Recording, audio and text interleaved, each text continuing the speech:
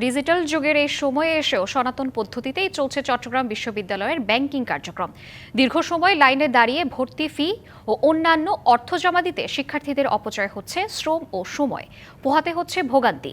বিশ্ববিদ্যালয় প্রশাসন online banking কার্যক্রম চালুর কথা বললেও বাস্তবে প্রয়োগ না থাকায় ক্ষুব্ধ শিক্ষার্থীরা। চট্টগ্রাম বিশ্ববিদ্যালয়ের ৩১,০০০ শিক্ষক শিক্ষার্থীকে আর্থিক লেনদেন করতে হয় একটিমাত্র ব্যাংকিং প্রতিষ্ঠানের মাধ্যমে। ভর্তির ফর্ম, সনদ, নম্বরপত্র ও অন্যান্য কাজের জন্য অগ্রণী ব্যাংকের এই শাখার উপরই নির্ভর করতে হয়। দেশের সর্বত্র তথ্য প্রযুক্তির ব্যাপক প্রসার ঘটলেও চট্টগ্রাম বিশ্ববিদ্যালয়ের ব্যাংকিং কার্যক্রম এখনও অ্যানালগ পদ্ধতিতে চলছে। ফলে শিক্ষার্থীরা যেমন ভোগান্তির শিকার হচ্ছেন, তেমনই মূল্যবান সময় অপচয় হচ্ছে। 4 গুণ শক্তিশালী এনজাইম ও অধিক ফেনা সমৃদ্ধ অরিক সিলভার ওয়াশ মাত্র 70 টাকায়। সোনালী ব্যাংকের বিল পেমেন্ট ওয়েবসাইট থেকে যাবতীয় ফি অনলাইনে পরিশোধ করা যাবে এমন কথা থাকলেও তা শুধুই খাতা কলমে সীমাবদ্ধ।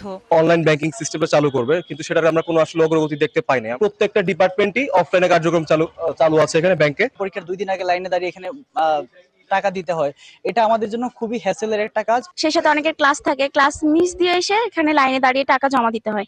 এটা যদি অনলাইনের মাধ্যমে করা যায় তাহলে আমাদের শিক্ষার্থীদের ভোগান্তিটা কমে।